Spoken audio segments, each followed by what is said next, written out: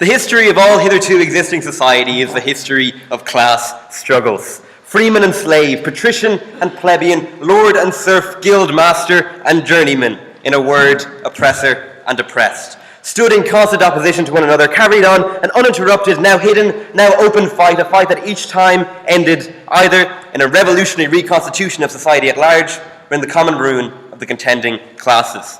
Members of the College Historical Society, my name is Jack Synnott, and now that joke's out of the way, I'm here to convince you that we should overthrow the establishment.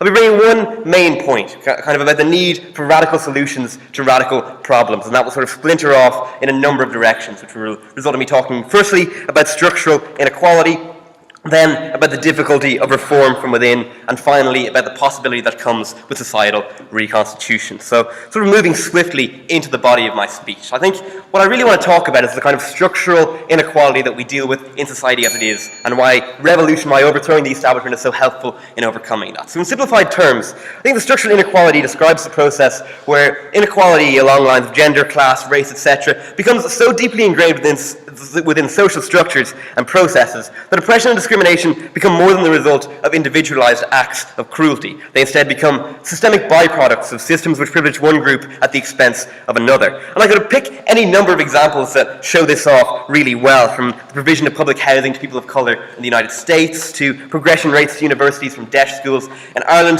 But an example that I thought would be interesting to discuss, given that the speech is apparently meant to be fun, would be systemic inequality in the law of torts, which is a riot. So, torts are, for the most part, a form of private injury law, and a number of factors of the existing tort law system make it immensely structurally inegalitarian. So I thought it would be interesting to consider these as to show how, purely systemic structural inequality is. So if you can imagine for a moment a scenario where person A, an unemployed person who drives a practically worthless, outdated vehicle, crashes into a Tesla driven by Elon Musk. This is a very imagined scenario. And if A was negligent in their driving, under the tort system, they'll have to pay for the damage to Musk's Tesla, which is a colossal sum, because Teslas are really expensive, I think. I don't know anything about cars. If the accident is the other way around and Musk hits the outdated, battered old vehicle, he'll have to pay what is to him a negligible sum in damages. And in this way, the law of torts, a system, and one, I stress, of many, which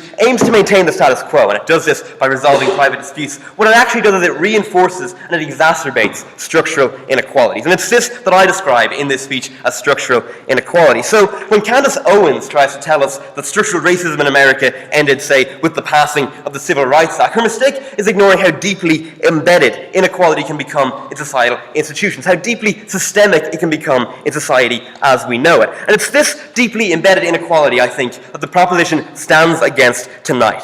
So how does this tie into overthrowing the establishment? The establishment as an idea, I think, represents the status quo. It represents what is. It represents systems that are in place in society. And these systems, we on Government Bench would like to argue, are fundamentally and structurally unjust. And I think that the opposition will likely argue that unequal structures can be reformed from the inside. But there are a number of reasons, I think, why this is just very hard to do. The first and the most obvious is that when you operate within a structure, it's just incredibly difficult to see exactly what's wrong with it, to see what the problems are. So asking the establishment to reform itself is similar, I think, to asking Radiohead to stop making some of the greatest music of all time. There's a theoretical chance they might do it, but I really can't see it happening anytime soon.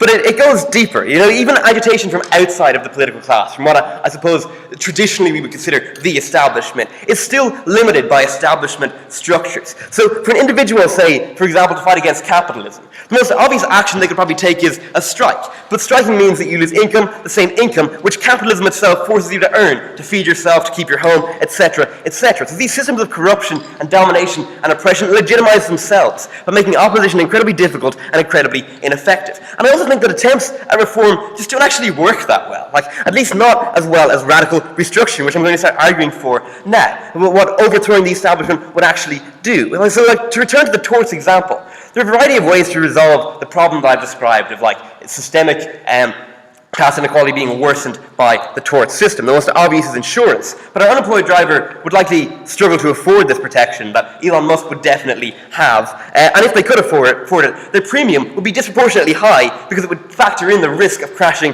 into Elon Musk. You could say reform the system so that damages aren't paid out and torts become a kind of punitive system, but even then that doesn't provide any protection for when Musk crashes into the unemployed driver. So the list of solutions goes on and on, but each is checked by the fact that the underlying system, the kind of crucial structural outline, is fundamentally unjust. So no matter how many times you paint over the Eiffel Tower, it's still going to dominate the Parisian skyline. You have to start attacking the structure that's right beneath it, the structure that forms it and creates it and influences all of the ripple effects about it. And in the view of the government bench tonight, this is a better approach, this fundamental reconstruction of society. And this, for me, is what overthrowing the establishment means. I think there's a possibility for the government's position to seem somewhat extreme, and my quoting extracts from the Communist Manifesto probably doesn't help with that image. But the government this evening, what we're arguing for is not in reality all that radical. What we're arguing for is basically just change, and change in what we think is a good way. We wish to take power out of the hands of a few who, due to accident of birth, have monopolized not only social, political, and economic capital,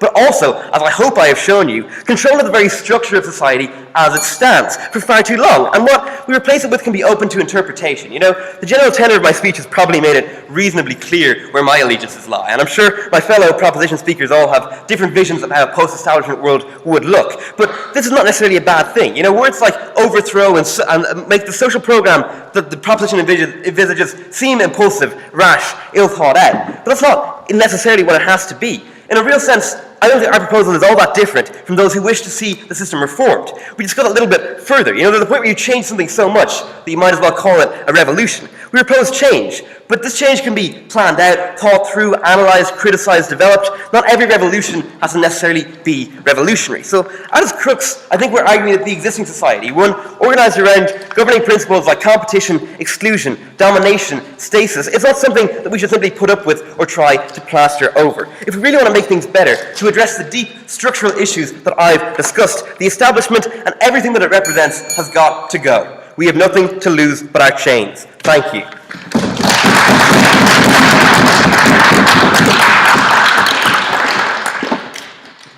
We'd like to thank Jack for their fine speech. I would now like to call on MJ Gillen to open the case for the opposition bench.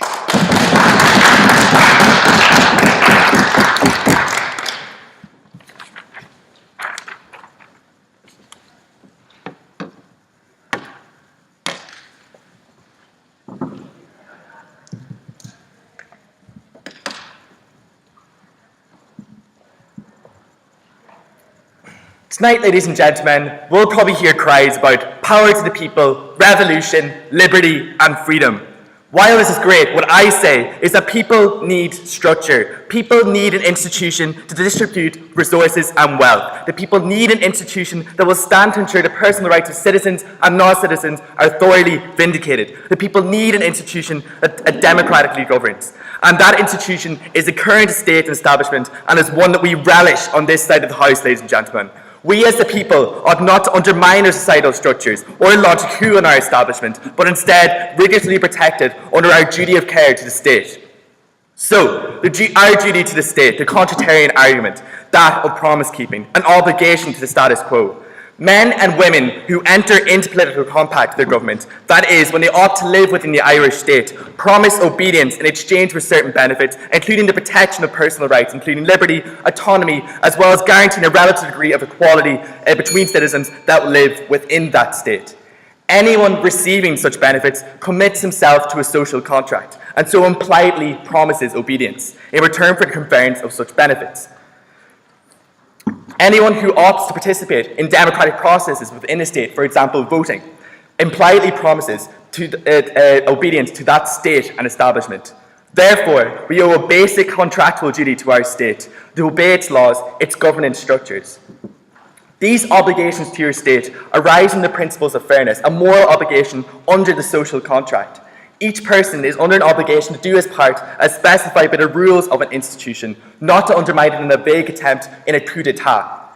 This is so whenever an individual has voluntarily accepted the benefits conferred by the scheme or political compact, or has taken advantage of the opportunities it offers to advance his or her own interests, provided that institution is just and fair on the whole. It would be disloyalty to make an attempt to oust the government structures that have offered so many benefits that guaranteed your protection and standing in the world that is on the whole just and fair. Now, they'll probably argue on this side of the House, and they have already argued it, that the exact opposite, that Ireland is an establishment that is unjust and unfair. But the question I ask them is how under their models that they're going to bring in when they overthrow the establishment, how it becomes exactly more just and fair. The argument that's in the House that Ireland, its government and laws, and as they stand, are unjust, and therefore warrant the displacement of the establishment as we know it. Something is unjust. In this case, I'm going to take an example of law. An unjust law, as they were called, is not a nullity in the sense of being something that can be completely disregarded. It merely lacked, on first instance, the power to bind the conscience of the people, which laws and structures actually possess. And it could be a moral duty to obey even unjust laws, if not doing so might lead to a weakening of the legal or societal system which we have opted into and which is on the whole just. Ireland is, in my opinion, on the whole just. Our society was built on an evolutionary process. While our past is tainted with historical inequalities, today our state and establishment stands as a beacon for the rigorous protection of rights and equality of opportunity. Yes, while today certain inequalities persist, but they merely fall into the scheme of development within this evolutionary process. Perfection doesn't happen overnight. If people attempt to undermine the just state by breaking its laws, the collective welfare of society is on the whole diminished. This falls into the theory of utilitarianism.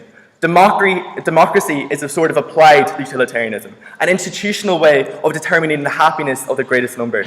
Democratic laws and structures generally tend to promote the welfare of the greatest number, for they emanate from the majority of the citizens who are subject to error, but who cannot have an interest opposed to their own advantage. The advantage of democracy does not consist in favouring the property of all, but simply in contributing to the well-being of the greatest number. In today's society, our establishment seeks to do just that, maximising the utility of citizens within our state. Those who choose selective obedience, casting away faith in the establishment and disregarding its laws, only serve to decrease the net utility of the citizenry as a whole. For anarchism is purely individualistic. It emphasises the moral worth of the individual over the collective will of the people. Democratic socialism doesn't provide a viable alternative either. Increasing popular control over anything means, in constitutional terms, increasing government control. The government is a mechanism for enacting what the people want. If you want to increase the people's ability to regulate, plan and control the economy, you're increasing the government's ability to do the same. They're inexorably linked. You cannot do one without the other. Socialism cedes more control over basic needs to government. It creates a lack of societal motivation, and it doesn't prevent the rise of corruptible government. So, what I say tonight on the opposition side is that we stand for the preservation of our democracy in its current form. While the Irish order may have its fallacies like any other system of democracy within our world, it is on the whole just and for the majority fair. But our form of democracy relies on us, its people, through our shared values, history, and freedoms for its survival. The life of democracy and its laws are not in logic, but in the experiences of the collective people. Don't be convinced that any other structure for our society will be as just and fair. Thank you. I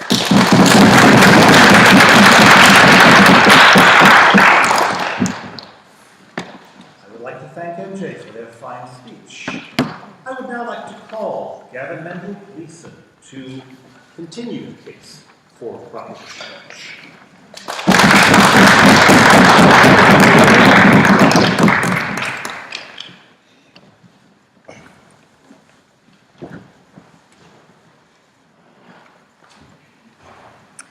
I'm a doctor of computer science and not a social scientist or a historian, but over the last 4 years I've contributed to the design and implementation of a computer infrastructure for a very ambitious project called the Seshak Global Historical Databank.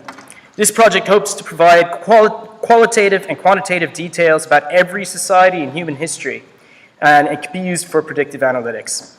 From the point of view of the motion, the House would overthrow the establishment. The data seems to offer very strong advice indeed, and I will prefer this advice. Our current social trajectory is one which follows a long-established pattern of societies which are rapidly approaching social catastrophe and large-scale political violence. The factors which lead to this social instability are not immutable, they're not exogenous, and they're not uncontrollable. They are the result of endogenous social institutions, the state, the elite, and they can, in principle, be changed to avert disaster. Three factors are excellent indicators of the state of a society and the propensity for the cataclysmic change of that society.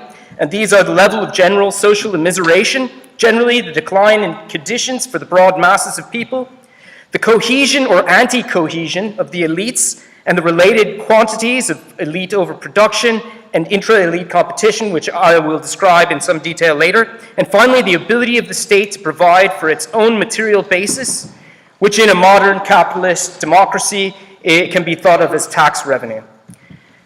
Changing all of these factors is technically possible. All of these things can be reformed. It is, however, a thorny sociological problem and easier said than done. Now, why might this be? Our society is run by an establishment, or more precisely, an elite. While we have some democratic institutions, these cannot be denied, they are a means of coordinating elites and obtaining legitimacy from the population. In the main, the important decisions are made external to these, and they are held by those who have the wealth of society. But also those who occupy key positions due to their social networks or important posts in the state.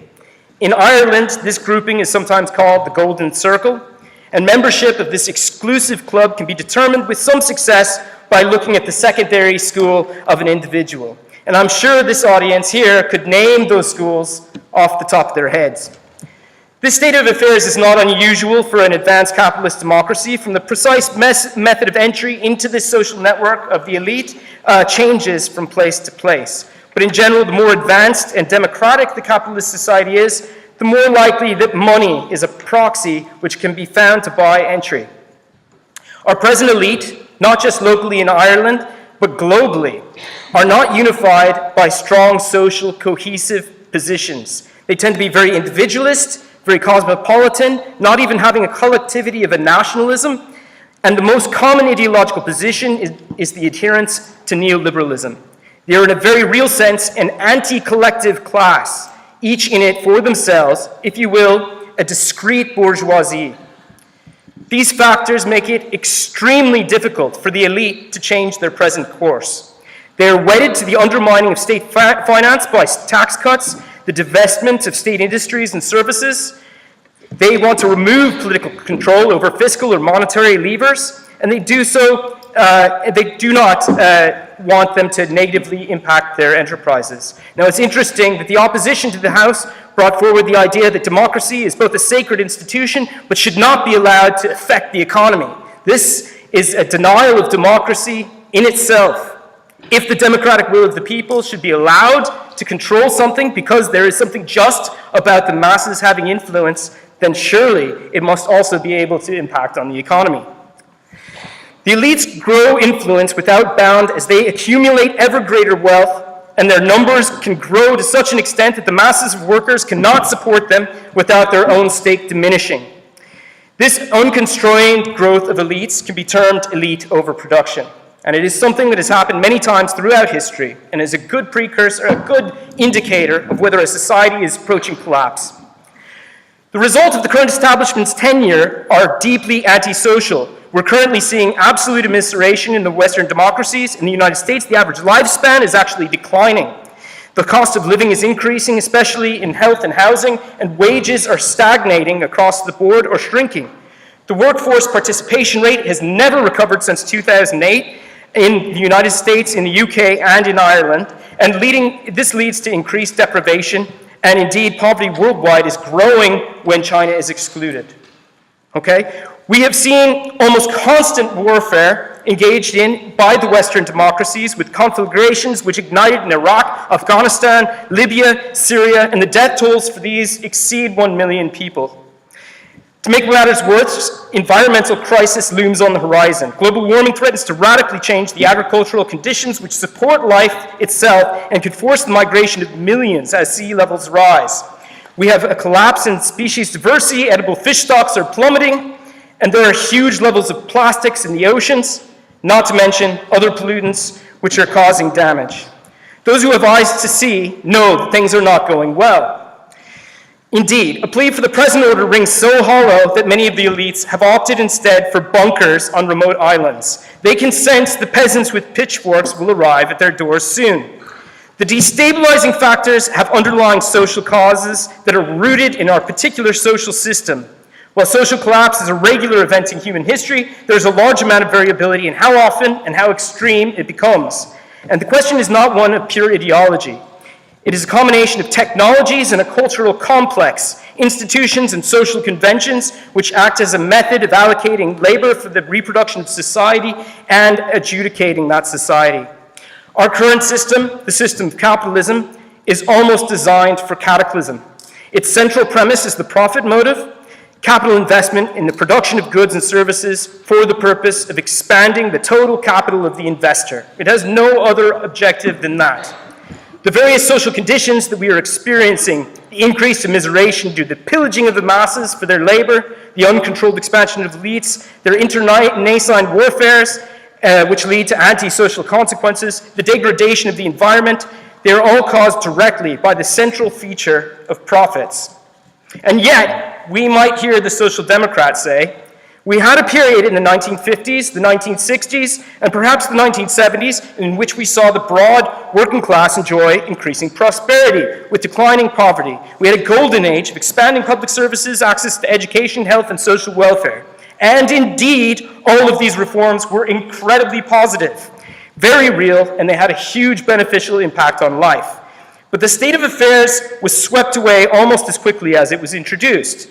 And one must further understand how it was introduced. The establishment of social democracy was not a slow process of reforms. It was the result of the world collapsing into a fantastic orgy of death known as World War II. War provides one of the common methods of dealing with profound elite overproduction and competition, state starvation, and general immiseration. The other well-known ones are famine, plague, and the one which this House would choose, revolution. In the wake of World War II, a number of factors combined to help secure social democracy. A collectivist nationalism helped to bind the elites culturally closer in combination with both themselves and the broader public. There was a large returning force of very well-trained veterans who were interested in a seat at the table, combined with labor shortage. A system of economic planning had been instituted in all of the major war economies. They were not capitalist economies during the war. This was relaxed subsequently to a private economy with a tax rate in the range of 90% in the case of the United States and the United Kingdom. And then all of this is unraveling again over the course of a generation. With the early 1980s mark a sharp break. Capitalism has been present the whole time during this period, but it took the erosion of the favorable conditions provided by the war for it to reassert itself into the ideological field as it continued to expand in the growing economies of the 50s, 60s, and 70s. World War II will not be repeated, but a social calamity of a similar scale is not at all off the table. It is a completely conceivable outcome from a scientific viewpoint, and given what we know about the trajectory of our current social system, a likely one. The antidote to this problematic of recurring catastrophe is to create an economic system where the elites do not expand themselves in an uncontrolled fashion, reproducing like proverbial rabbits. It is one which can account for the external cost of production to the environment, and a system which involves the masses in politics and production sufficiently that their immiseration becomes administratively a near impossibility. In short, for a socially stable and desirable social order, we need a democratic communism. However, to get there from here requires revolution. The elite have two paths before them. They can either attempt to return to social democracy, perhaps with some Green New Deal, or they can plunge themselves into the abyss. In the words of one Karl Marx, what the bourgeoisie therefore produces above all are its own grave diggers. Thank you.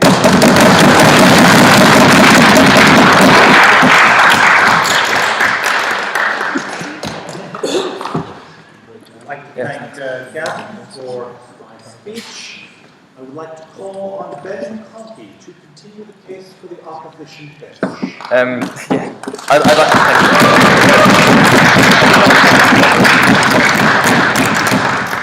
thank I'd like to thank the House for putting me between the two guest speakers. I hope I make good cannon fodder. Step right up. Yeah, can't wait. Okay, so I've been to a few of these debates before, and I asked for some advice as to what to do. And to console my nerves, the debates convener said, "Don't worry, nobody really listens." And I can kind of see that that's happened from the amount of yawns so far. So I'm going to play a game that will hopefully make everyone listen. I don't know if it will, and I don't know if I want you to. But at some point in my speech, I'm going to say the word elephant, and the first person who POIs me wins 2 prizes.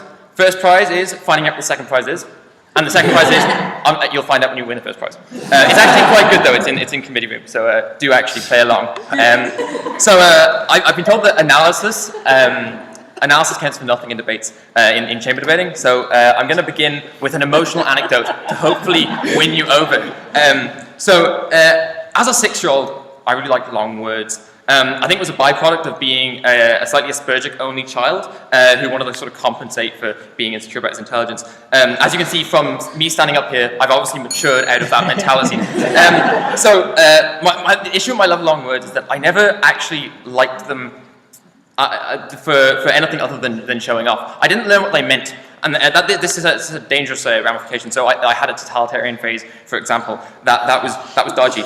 No idea what I was saying. But there was an ever elusive word that I never got the chance to use.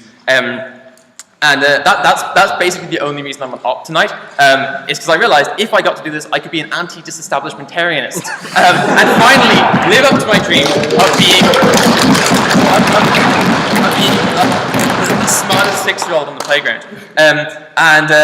So that's the heartwarming story that I hope wins you over, and if it doesn't, you're a horrible person.